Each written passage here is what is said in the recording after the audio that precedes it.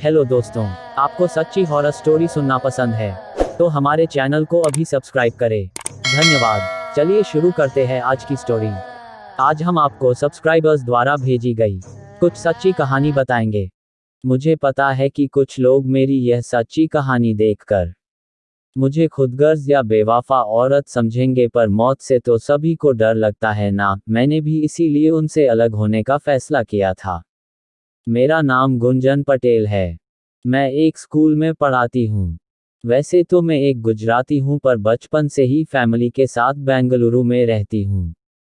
College खत्म होते ही मैंने नौकरी ढूंढ ली थी। पापा और माँ मेरे लिए लड़का ढूंढ रहे थे और मैं भी अच्छा रिश्ता आने पर हाँ कह देने वाली थी। तभी उन दिनों एक लड़के की नज़र मुझ पर पड़ी। शायद उसे मैं अच्छी लगने लगी थी। रोज सुबह शाम वह मेरे जॉब करने की जगह पर मंडराने लगा। एक दिन मेरा दिमाग हट गया तो जाकर मैंने उसका कॉलर पकड़ लिया और पूछा कि क्या लफंगापंथी मचा रखी है, पुलिस बुलाओ क्या। मेरा यह रूप देखकर उसके तो पसीने छूट गए। वह सॉरी सॉरी बोलने लगा और मुझे जाने दो, आगे से तुम्हारे आसपास नहीं दिखूंगा, ऐसा बोलकर मिन्नतें करने लगा। मैंने भी उसे जाने दिया। एक हफ्ते तक तो वह दिखा नहीं, पर फिर अचानक वह नजर आने लगा।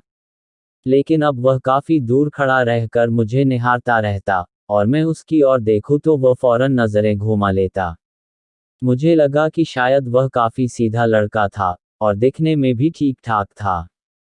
तो मैंने फैसला किया कि उससे बात करूं।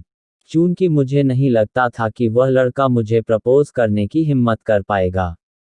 मुझे मालूम था कि सामने से गई तो वह डर कर भाग जाएगा, इसलिए मैं चुपके से उसकी बाइक के पीछे जाकर खड़ी हो गई और उसके शोल्डर पर टैप किया। मुझे इतने करीब देखकर उसकी हवा टाइट हो गई। वह फौरन बाइक स्टार्ट करके भागने की कोशिश करने लगा। मैंने फटाक से बाइक की चाबी निकाल ली और उसे कहा कि इरादा क्या है। इस बार भी उसकी हालत पतली हो गई। घबराए हुए गूंगे जानवर की तरह भूत बनकर वह मेरे सामने कुछ देर खड़ा रहा। फिर फंबल मारते हुए धीरे से मुझसे बोला कि आई लव यू। सच कहूं तो मेरी हंसी छूट गई। लड़का अच्छा था, पर मुझे समझ नहीं आ रहा था कि वह इतना ज्यादा क्यों कांप रहा है। मैंने उसका हाथ पकड़कर उसे कहा कि घबराओ मत, मैं तुम्हें खा नहीं जाऊंगी। मुझे पता है कि तुम मुझे पसंद करते हो, इसीलिए मेरे आसपास चक्कर काट रहे हो। इस प्रकार की हरकतें करने से कुछ हासिल नहीं होगा। मैं पसंद हूं तो मेरे घर अपने पापा और माँ को रिश्ता लेकर भेज देना। अगर सब सही रहा तो मैं भी हाँ कर दूंगी। इतना बोलकर मैं वहां से घर की ओर चली गई। शाम के करीब 5 बजे थे। तभी अचानक मेरे घर की बेल बज उठी। मुझे यकीन नहीं हुआ। वो लड़का उसी दिन अपने पापा और माँ को लेकर मेरे घर आ धमका था। मैंने झटपट नए कपड़े पहने, माँ ने चाय नाश्ता तैयार किया और हमारी मीटिंग शुरू हो गई। उस लड़के की माँ ने कहा कि घर में पूरे दिन की काम वाली है, खाना पकाने के लिए कुक है, हम मॉडर्न फैमिली से है और आपकी बेटी अपना काम शादी के बाद भी जारी रख सकती है। शादी में हमें सिर्फ आपकी बेटी चाहिए, बाकी भगवान का दिया सब कुछ है। हमारा बेटा शराब सिगरेट पीता नहीं है, स्वभाव से शांत है, कमाता अच्छा है और मारपीट तो उनके पापा ने भी मुझसे कभी नहीं की, तो यह क्या करेगा। आपको और भी कुछ पूछना है तो आप पूछ लीजिए। मेरे पापा और माँ तो दंग रह गए। उन्होंने मेरी ओर देखा, मैंने उन्हें फौरन हाँ कहने का इशारा दे दिया। उसी वक्त मेरी शादी पक्की हो गई और करीब 2 महीने बाद मेरी शादी भी हो गई। सुहाग रात की सेज पर मैं घूंघट ताने बैठी थी। तभी दरवाजा खुला और मेरा पति अंदर आया। मैं शर्म से लाल हो चुकी थी।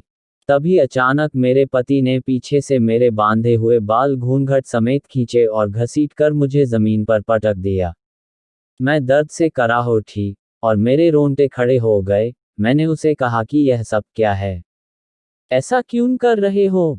उसने मेरी बात का एक जवाब नहीं दिया और मुझे गले से पकड़कर वापस बेड पर पटक दिया और फिर वह मुझे जानवरों की तरह घुराहट करते हुए नोचने काटने लगा।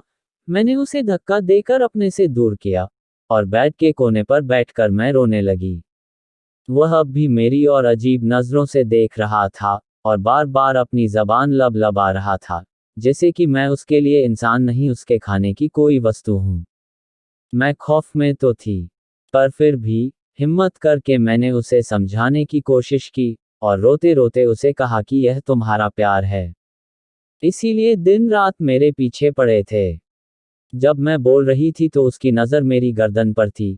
कुछ ही देर में उसने फिर से मुझ पर हमला कर दिया और मेरी गर्दन के पास अपने दांत गड़ा दिए। मुझे इतना तेज दर्द हुआ कि मेरी चीख निकल गई। कुछ ही देर में घर के सब लोग दरवाज़ा तोड़कर हमारे कमरे में आ गए। मैं दौड़कर उन सब के पास गई। मेरी हालत देखकर सबने मेरे पति को खूब डांटा। देखते ही देखते मेरा पति जमीन पर धड़ाम से गिर पड़ा। उसी रात मेरे पापा और माँ को वहां बुलाया गया, और शादी की पहली ही रात मैं अपने घर वापस आ गई।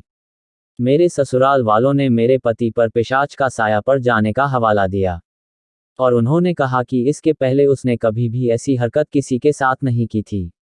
यह सब पहली बार हुआ था। सच जो भी हो, मेरे लिए शादी एक खौफ बन चुकी थी।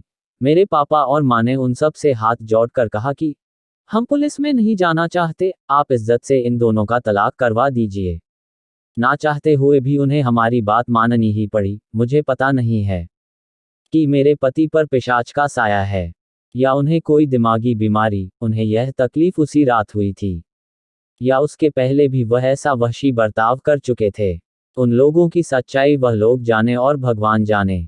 लेकिन उस भयानक हमले के बाद मैं चाहकर भी उस इंसान के साथ रह नहीं सकती थी, क्योंकि पूरी जिंदगी डर के साए में बिताने से अच्छा है कि रास्ते अलग कर लिए जाए।